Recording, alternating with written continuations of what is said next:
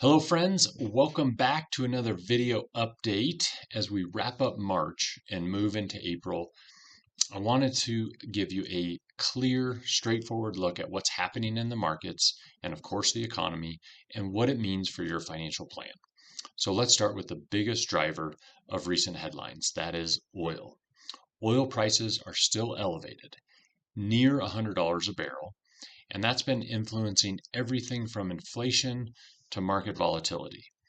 The good news is that our base case has not changed.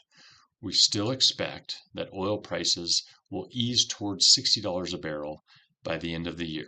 That would remove a major source of pressure on both the economy and the markets. Next, let's talk quickly about the Federal Reserve. The Fed met recently and their message was very reassuring. They acknowledged the conflict in the Middle East, but emphasized that so far it hasn't had a meaningful impact on the U.S. economy. In fact, they slightly upgraded their growth outlook for 2026 from 2.3% to 2.4%. And they also did raise the inflation forecast a bit from 2.5% to 2.7%. So we'll see. It'll probably be revised more. Chairman Powell summed it up. He said the economy is doing pretty well. So we're doing pretty well. They also did not change the unemployment rate projections or the dot plot. So all good from the Fed. Next, let's talk about the U.S. economy. Gas prices have risen, as we're talking about, and that gets the attention. But the impact on consumers, remember 70% of GDP is consumption. The impact on consumers has been limited so far.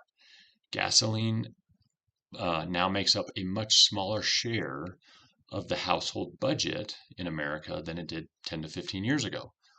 To be precise, 1.7% of the average household's annual budget. And that's literally half what it was 15 years ago. The other thing is tax refunds are running about $1,000 higher than last year. That's helping. And so for higher gas prices to truly squeeze consumers, we would need to see prices jump to $5 a gallon and then stay there for months, all maybe through the summer, maybe into the fall. We think that scenario is unlikely. Right now, we're a little under $4 a gallon nationwide. I think 3.88. A few states are at 5. I understand that. But what does the data show? Let's get into real-time data. Real-time data continues to show strength. Air travel is up, with TSA passenger volumes up 3% year over year. Retail spending and restaurant activity, we're interested in that.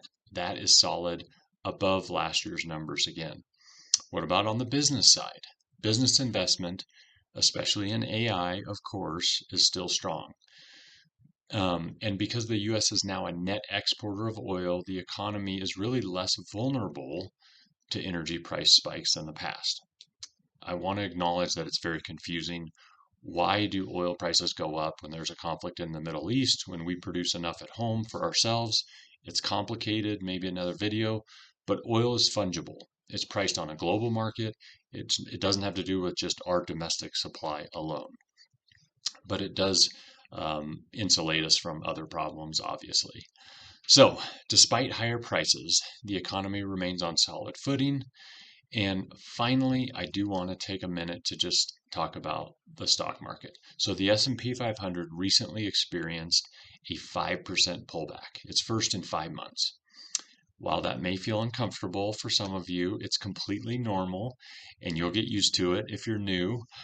Historically, markets see 3 to 4 pullbacks of this size every year. We talk about one correction, 10 to 15% per year. Thankfully, the excessive optimism we were starting to see has begun to unwind. So that's actually a positive that's come out of this. The other positive, bearish sentiment is now at its highest level since last May. A contrarian positive. Love it. We entered 2026 with a more conservative outlook than many on Wall Street, and our strategist still expects the S&P 500 to reach 7,250 by year end, more than 10% above the current levels, just by way of reference. Let me give you a couple of reasons to support that view. Many leading sectors like technology and healthcare are less exposed to geopolitical risk. 2, industrials should benefit from increased defense spending and ongoing AI infrastructure build-out. We've been talking about that. Third, earnings continue to grow, and valuations have improved during this pullback. When the market goes up too fast, we're overvalued. When we come back down, valuations improve. And fourthly, I mentioned already, investor sentiment has turned more cautious, which historically is a positive sign. So the bottom line, the pullback is healthy. It actually improves the upside potential for the rest of the year. And as we head into April, one of my favorite months, the overall message is one of resilience.